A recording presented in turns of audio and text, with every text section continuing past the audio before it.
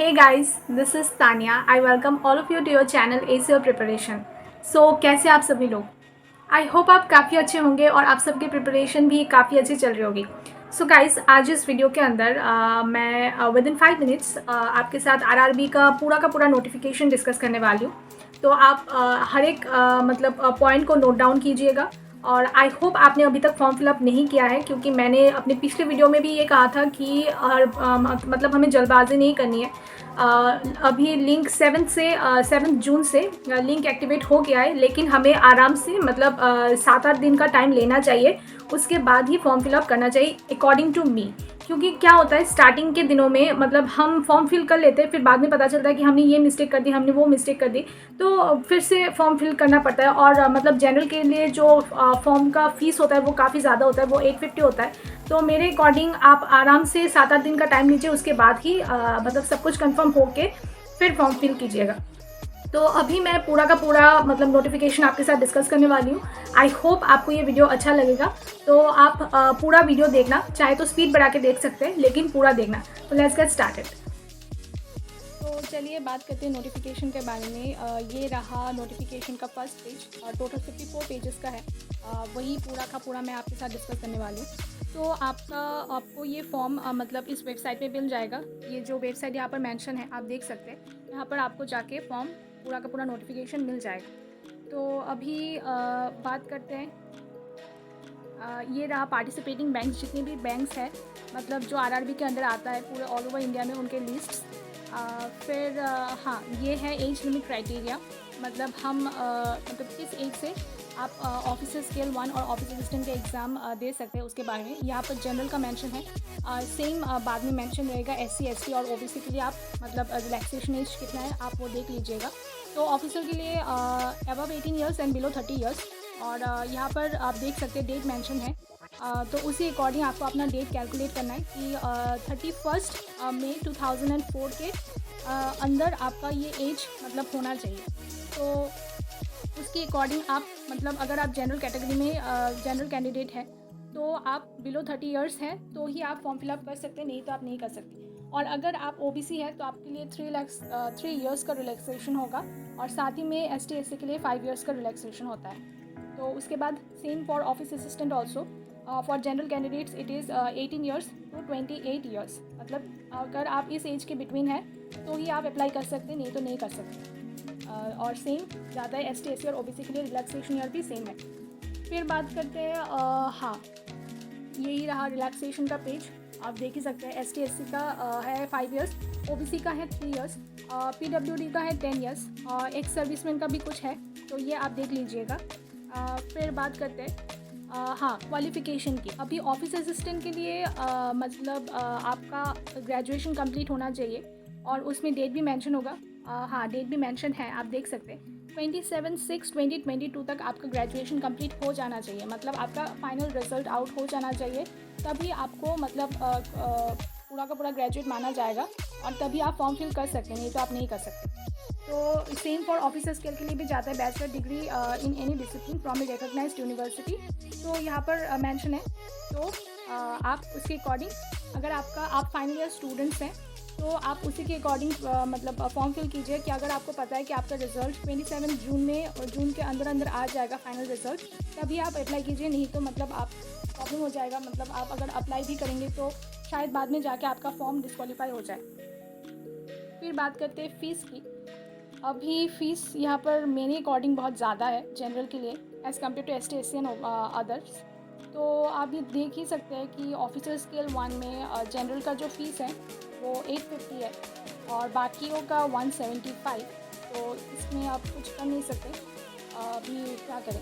Same office assistant के लिए भी है.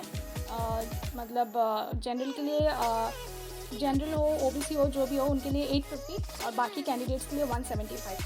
तो इसका आप देख लीजिएगा. उसके बाद पैटर्न पे आते हैं. जो प्रीलिम्स एग्ज़ाम है मतलब टोटल टाइम आपको दिया जाएगा 45 मिनट्स का. और उसमें आपको 2 सेक्शन मतलब दिए जाएंगे. एक होगा रीजनिंग, दूसरा होगा न्यूमेरिकल एबिलिटी. अभी आरआरबी में एक ख़ास बात क्या है, मतलब आपको ओवरऑल एक 45 मिनट्स दिया जाता है. तो आप अपने अकॉर्डिंग अगर आपका सिर्फ एक सब्जेक्ट मतलब स्ट्रॉन्ग है तो आप उस सब्जेक्ट को ज़्यादा टाइम दे सकते हो और पूरा का पूरा क्वेश्चन आंसर कर सकते हो। मतलब नंबर ऑफ़ क्वेश्चंस 40 होते हैं और टोटल जो मार्क्स होता है वो 80 होता है। तो आपको टोटल 45 मिनट्स दिया जाएगा, तो उसी के अकॉर्डिंग आपको मतलब आंसर करना है। लेकिन उसमें एक और डिसएडवांटेज भी है, मतलब उसमें सेक्शनल कट ऑफ भी होता है। तो अगर आपका सिर्फ एक ही सब्जेक्ट स्ट्रॉन्ग है और आपने पूरा का पूरा पेपर अपने एक ही सब्जेक्ट को दे दिया और दूसरे सब्जेक्ट को आपने अटेम्प्ट ही नहीं किया, तो भी आप डिस्क्वालीफाई हो जाओगे, क्योंकि आपका सेक्शनल ही नहीं निकलेगा।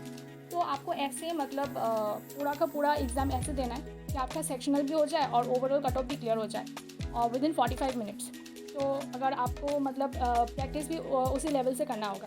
Same goes for officer skill, 45 minutes total composite time and 40 questions from each subjects and total marks is 80।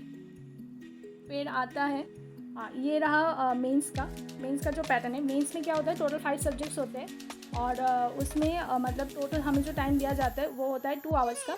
और ईच सेक्शन मतलब 40 मार्क्स 40 क्वेश्चंस होते हैं, उसमें से रीजनिंग 50 मार्क्स का होता है, फिर कंप्यूटर 20 का, जनरल अवेयरनेस 40, इंग्लिश 40। इंग्लिश या हिंदी में से आप कोई एक सिलेक्ट कर सकते हो आपके खुद के अकॉर्डिंग।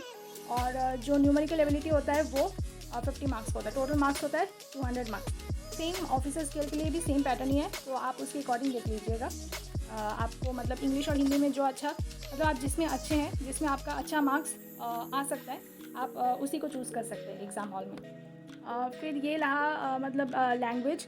आप जिस स्टेट से अप्लाई करोगे मतलब उसका जो ऑल्टरनेटिव लैंग्वेज रहेगा उसके अकॉर्डिंग। जैसे फॉर एग्ज़ाम्पल मैं अपनी स्टेट की अगर बात करूँ तो आई बिलोंग फ्रॉम त्रिपुरा, तो इसका जो लैंग्वेज होगा वो इंग्लिश, हिंदी एंड बंगाली में होगा मेरा और क्वेश्चन का पैटर्न। तो मैं उसके अकॉर्डिंग मतलब जो कन्वीनियंट होगा मेरे अकॉर्डिंग मैं उस लैंग्वेज को यूज़ कर सकती हूँ।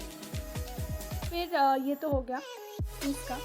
फिर क्या है, हाँ, ये जो ऑनलाइन एग्जामिनेशन मतलब ऑनलाइन जो रजिस्ट्रेशन फॉर्म है वो स्टार्ट हो चुका है, मतलब 7 जून से स्टार्ट हो चुका है और लास्ट डेट है 27 जून। लेकिन मैं ये कहूँगी कि आप अभी फॉर्म फिल ना कीजिए, 7-8 दिन का टाइम लीजिए, फिर आराम से फॉर्म फिल कीजिएगा। फिर इसका जो प्रीलिम्स का एग्ज़ाम है वो होगा शायद, हाँ प्रीलिम्स यहाँ पर मेंशन है क्या, हाँ अगस्त में होगा, यहाँ पर मेंशन है अगस्त में होगा। फिर रिज़ल्ट आएगा सितंबर में। फिर मेंस का एग्ज़ाम सितंबर या फिर अक्टूबर में एक्सपेक्टेड है।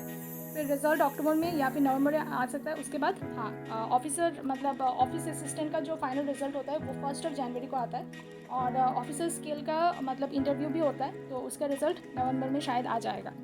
तो ये रहा पूरा का पूरा वैकेंसी ऑफिस असिस्टेंट के लिए। आई गेस पिछले साल 7000 के अराउंड वैकेंसी था, लेकिन इस साल वैकेंसी थोड़ा कम है। मुझे जितना मतलब कैलकुलेट करके जितना पता चला है आई गेस 6700 के आसपास होगा अप्रॉक्स। तो इस बार वैकेंसी थोड़ा कम है। साथ ही में ऑफिसर स्केल 1 में भी लास्ट ईयर 4000 के अराउंड था वैकेंसी, तो इस बार भी कम है, ऑलमोस्ट 2600 के आसपास है। तो I don't know why means the vacancy are decreasing day by day. तो आप अपने अकॉर्डिंग जिस मतलब स्टेट से भी आपको कन्वीनियंट लगता है कि आप उस स्टेट से मतलब अगर एग्ज़ाम देंगे तो आपके लिए वो फ़ायदा होगा, तो आप उसी स्टेट से अप्लाई कीजिए। और एक बात मतलब जो आरआरबी में है, आप जिस स्टेट से अप्लाई करेंगे आपको उसी स्टेट में जाके एग्ज़ाम देना पड़ेगा। तो अगर आप किसी और स्टेट से अप्लाई करने की सोच रहे हैं तो डेफिनेटली इन एनी सिचुएशन आपको उसी स्टेट में जाके एग्ज़ाम देना होगा, मतलब एग्ज़ाम सेंटर आप चेंज नहीं कर सकते। तो आप अच्छे से सोच के फिर फॉर्म फिल कीजिएगा। तो आई होप आपको ये पूरा का पूरा वीडियो अच्छा लगा होगा और आपको मतलब जितने भी डाउट्स थे वो सारे के सारे डाउट्स आपके क्लियर हो चुके होंगे। तो मिलते हैं नेक्स्ट वीडियो में। अगर आप मुझसे इंस्टाग्राम पे कनेक्ट होना चाहते हैं तो लिंक मैं डिस्क्रिप्शन में दे दूँगी, और साथ ही साथ आप मेरे टेलीग्राम चैनल को भी फॉलो कर सकते हैं। और उसमें मैं मतलब जितने भी इंपॉर्टेंट अपडेट्स हैं और जो भी मुझे इंपॉर्टेंट लगता है मैं सब कुछ शेयर करती हूँ, तो आप उसको फॉलो कर सकते हैं अगर आप चाहें। तो चलिए मिलते हैं नेक्स्ट वीडियो में। Good bye.